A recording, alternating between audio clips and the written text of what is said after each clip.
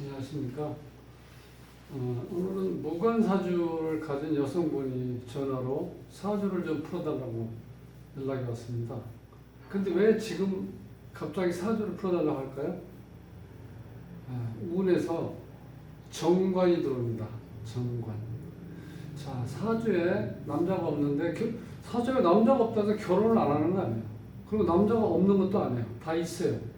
근데 이 여자한테 특히 관은 내가 의지하려고 하는 마음, 혹은 예속되는 거죠, 이렇게. 우리가 직장도 마찬가지죠. 직장 다니려면 직장에 내가 순응해야 되잖아. 제대로 출퇴근 지켜야 되고, 또 위아래 사람들과 인간관계 잘 맺고, 내 본래의 뜻은 없지만, 그래도 살기 위해서는 내가 맞춰야 된다는 거야. 가장 중요한 건. 근데 사주에 누군가가 이렇게 맞춰주고 내가 그 우산 속에 들어가서 내가 보호받으려고 하는 마음이 없으면은 그거는 그런 사주는 되게 관이 없어요. 관이 잘 발달된 사람들은 의지하고 싶어하는 마음이 있다니까. 그러니까 결혼하는 거예요. 또 결혼할 때도 그렇게 의지하려고 관이 잘 발달된 사람들은요, 남자를 잘 골라. 나를 잘 보호해주고 또 재력이 튼튼해서 나를 감싸 안아주고 생활하는데 불편함 없이 나를 정말 사랑할 수 있는 사람을 찾을 수 있는 그런 능력이 있다는 거예요.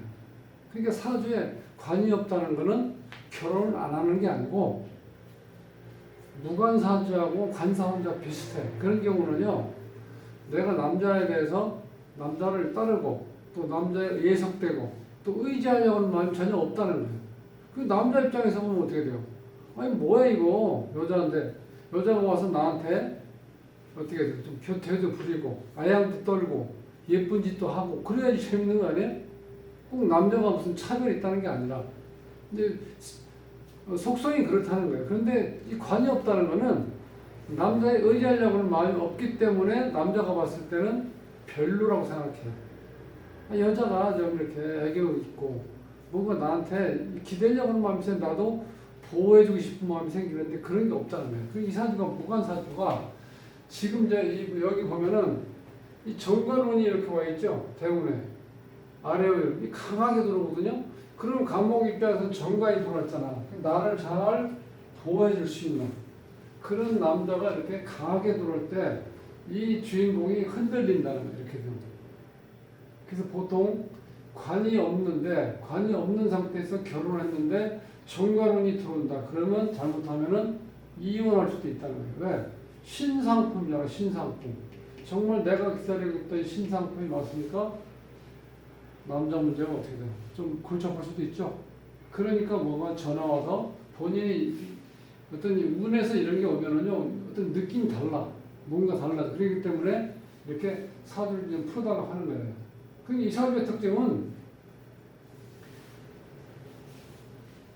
개축년, 병진월, 갑술일, 정묘시죠. 그럼 이게 간목 입장에서 봤을 때 나를 제어하고 통제할 수 있는 그런 게 유가 없죠. 금기운 이제 관이잖아. 자, 관이 없기 때문에 내가 천방주축이 될 수도 있다는 거예요. 왜? 통제받고 제어받고 내가 스스로 누군가에서 얽매이지 않았다는 건 내가 자유로운 몸이야. 자유영혼이냐. 그러니까 이 입장에서는 이 자유영혼인 경우는 남자들하고 같이 사는 되게 피곤해. 왜?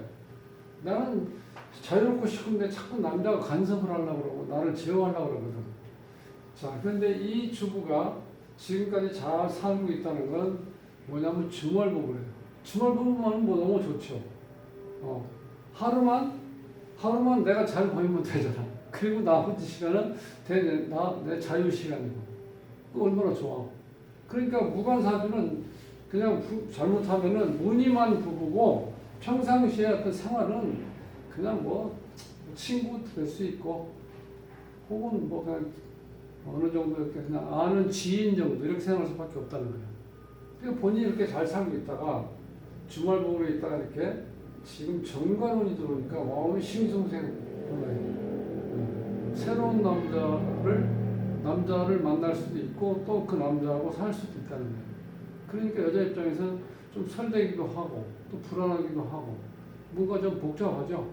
그러니까 이럴 때 사람들이 사주를 보러 다닌다는 거예요. 그러니까 이 관사론잡이나 무관사주는요, 대체적으로 남자 복이 없다고 봐야 돼. 내가 이미 그런 걸 거부하니까. 그러니까 남자들의 애틋한 사랑을 받는다는 거는 본인이 원하지도 않고, 또 그렇게 할 수 있는 사람도 없고. 근데 이제 문제가 어느 때가 문제냐면, 이 무관사주인데, 식상운이 강하게 들어오는 관을, 없는 관이지만 이 관에 대해서 너무 강력한 압박이 들어오죠. 식신상관이 있다는 건. 식신상관 극관이잖아. 이럴 때 남녀 관계에 최악이 될 수도 있다는 거예요. 그러니까 또 틀로 보면은 여기 이제 관에서 식신상관이 이게 여기 두 개 있죠. 식신하고 상관이.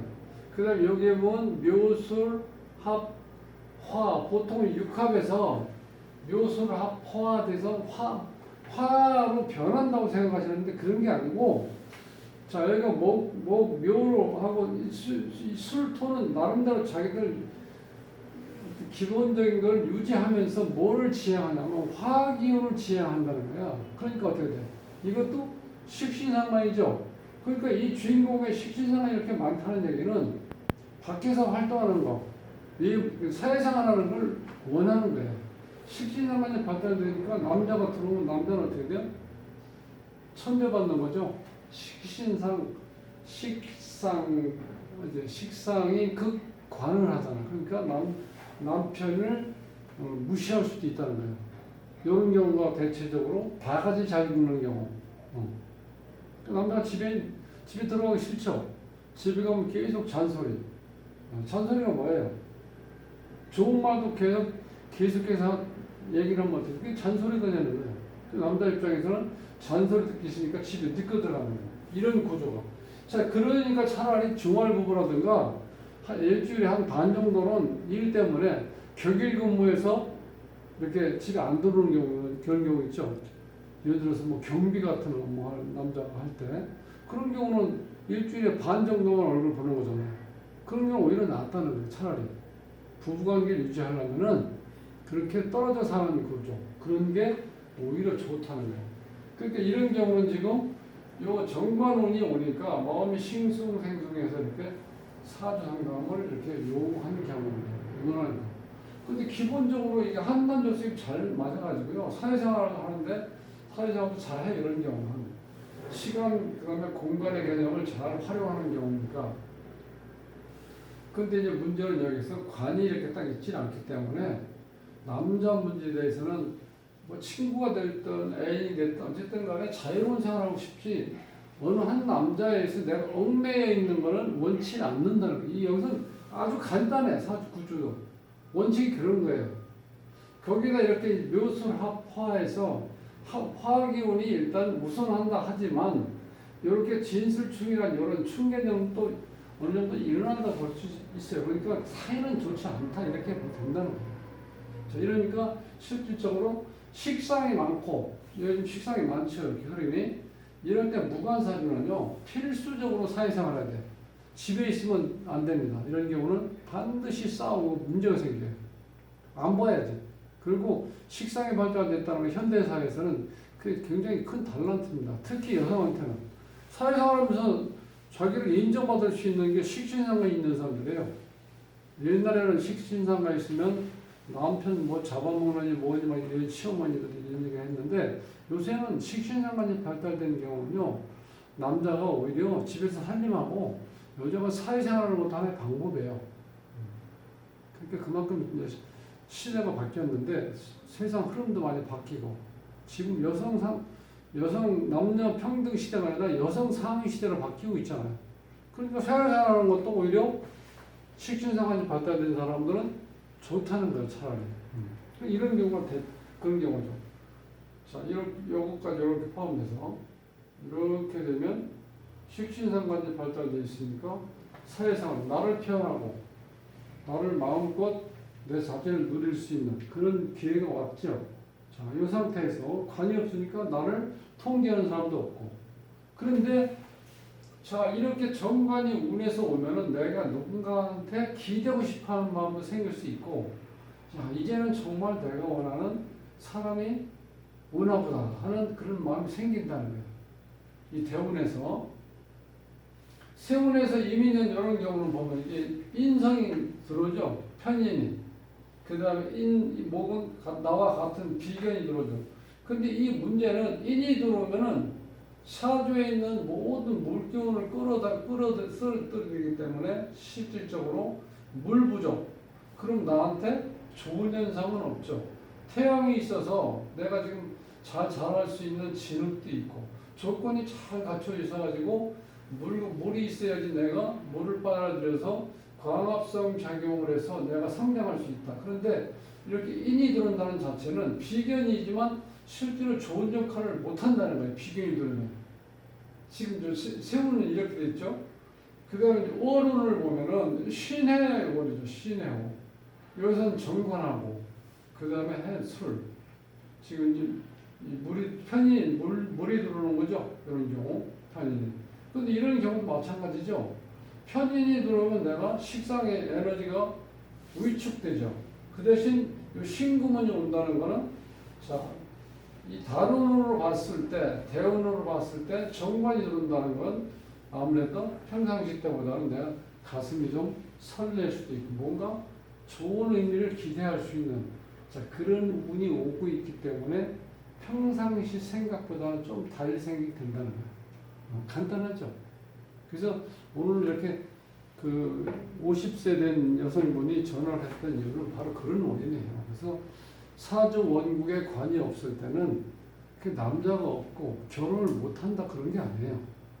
그런데 이제 그렇게 막 이렇게 어디 가면 하는 사람들 있죠. 뭐 결혼 못 하겠네, 남자가 없네 이렇게 얘기하는 사람도 있는데 그렇지는 않아. 내 남자가 없는 게 아니고 결혼을 못 하는 게 아니라 결혼을 하긴 했는데 내가 관이라는 나를 제어할 수 있는 거기에 내 스스로가 적응을 못 한다는 거예요. 그러니까 이 남자가 있다는 건 내가 어느 정도 관이니까 내가 제어를 받고 또 남자아이를 보호받으려고 하는 그런 마음이 있어야지 이게 불화가 없는데 그런 마음이 아니고 각자 독립해서 여자가 독립해서 내가 주관대로 살려고 하니까 남자하고 자꾸 트러블이 생기는 거예요. 그것만 이해하시면 오늘 무관사주 여성의 남자복은 뭐 이제 어느 정도 아시겠죠? 대체적으로 남자복이 없다. 그리고 집에서 하면 예를 들어서 뭐 장녀 역할을 할 수 있는 또 내가 사회생활 하면서 내가 가권을 쥐고 내가 주관이 돼서 뭔가 하려고 한다. 그러니까 남자들 입장에서 보호 본능을 여자가 나타내지 않으니까 내가 보호하고 싶은 마음이 없겠죠. 그런 관계를 흘러간다는 거예요. 결론을 말씀드리면 대체적으로 무관사주 또 관사론적 사주는 남자복은 없다라고 말씀드리는 게 여러분들이 혹은 당사자 혹은 다른 사람을 봤을 때 그게 정설이다 이렇게 보시면 돼요.